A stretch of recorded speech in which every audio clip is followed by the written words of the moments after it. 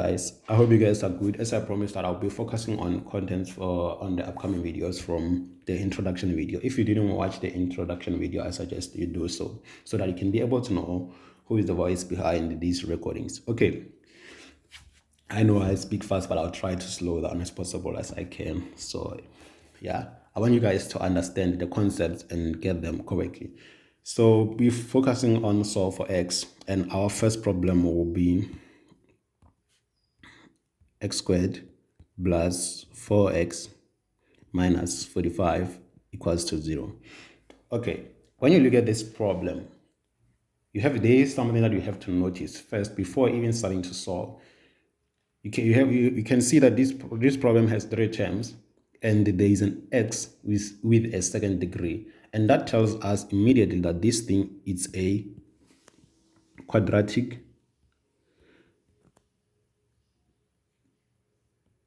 equation. It's just sometimes the spelling can kill you. Okay, so the degree of this x tells us this thing is a quadratic equation, and it's a quadratic equation of 3 terms. Okay, so there are 2 ways in which you can solve this problem. Okay, 2 ways to solve this problem. I'm gonna write them down. Okay, you can first use a quadratic formula. For sure, most of you know what is a quadratic formula, but if you don't know, don't worry, I'm here to help you, so I'll write down the formula. Okay, then the second step, you can use factorization.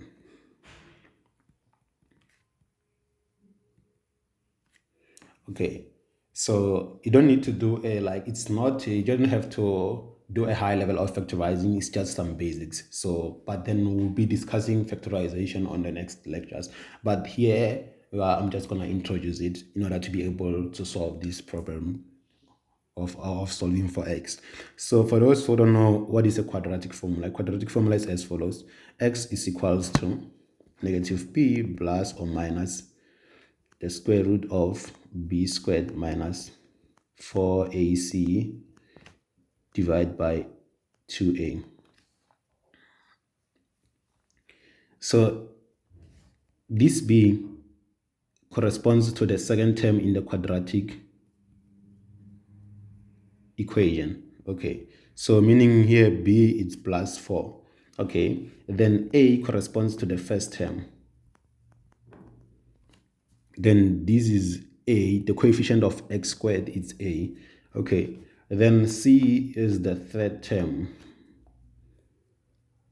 This is c, then c is negative 45. But then here we don't need to use quadratic formula because this equation can be factorized, and most of the time where you have to use the quadratic formula, they will mention something like solve this equation and give you answers in 2 or 3 decimal places. Immediately when they tell you to solve an equation and give you answers in 2 decimal or 3 decimal places, and you have to solve for x there, just know you just have to use a quadratic formula if it's an equation in a second degree.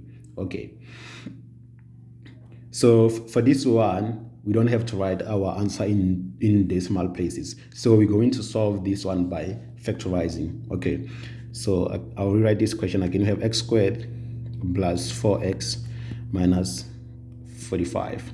Okay, I'm just trying to make this video as short as possible so that you guys don't get bored and enjoy the lessons. Okay, equals to 0. So now we're going to start by factorizing. In order to factorize this equation, we need to find the factors of 45, or you need to know the factors of 45, which when you add them or when you subtract them, they're going to give you 45, right? Okay, so you can do a 3 factor that we learned during the primary level from grade 4 to grade 6. Yeah, so that one will also help, but you during the exam time mostly you won't have that enough time.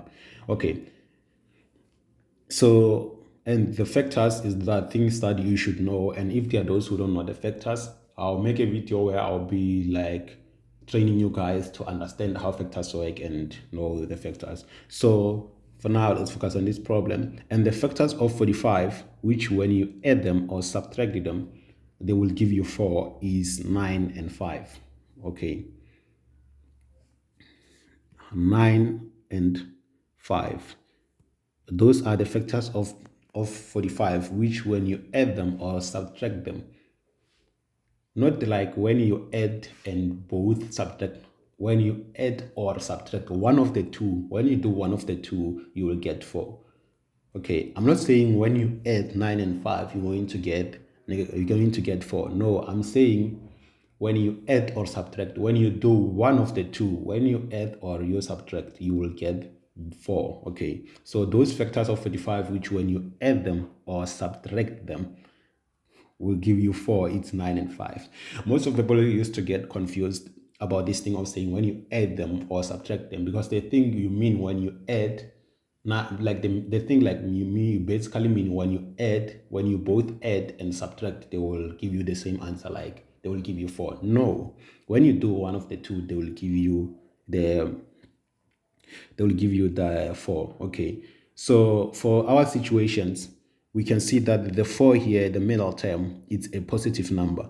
So in order for us to have a positive number in the model, meaning we're going to take the bigger number from our factors and give it a positive sign.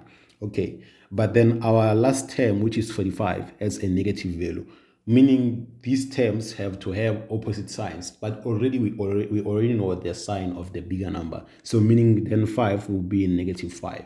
Okay, therefore, so meaning for 5, we're going to give 5 a negative sign. Okay, then we're going to write this thing in a bracket form, meaning we're going to have x plus 9 into x minus 5 and close bracket equals to 0. Okay, then when it's here, when it's something like this, when you're multiplying two numbers equals to something, when you're multiplying two numbers equals to 0, you can take one of the two and make it equals to 0.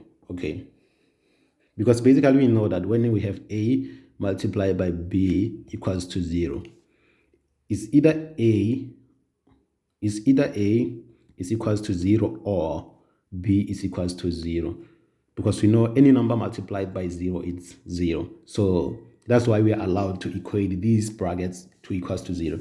Therefore, we're going to have x plus 9 equals to 0 or x minus 5 equals to 0.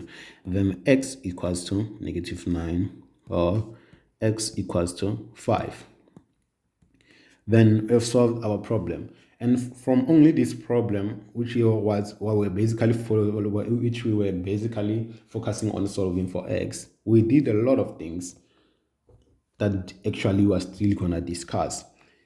We realized that we can use factorization in order to solve the problems. We also introduced the quadratic formula, which I think all of you now know it and understand how it works. I even showed you that A corresponds to the first term, B corresponds to the second term, C corresponds to the third term. And I also taught you a bit basic of how to factorize equations like these. And this mostly when you just have it, if it doesn't have an equal sign, we call it an algebraic expression. So it's a polynomial. This is a polynomial.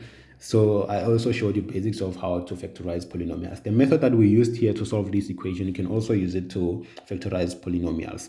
Okay, I'm going to repeat again how to factorize this. Okay, when you're factorizing equation like this, you look at the last term and the middle term. Okay, you're gonna find the factors of the last term, which when you add or subtract them, they will give you the middle term. And those factors, we found that it's 9 and 5, right?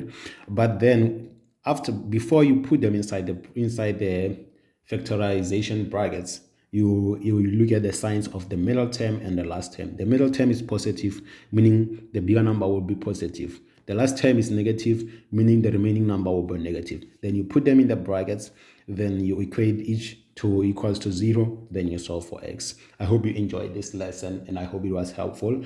If you have a question about anything that was discussed, you can watch the next lecture or you can post your questions on the link below. And thank you.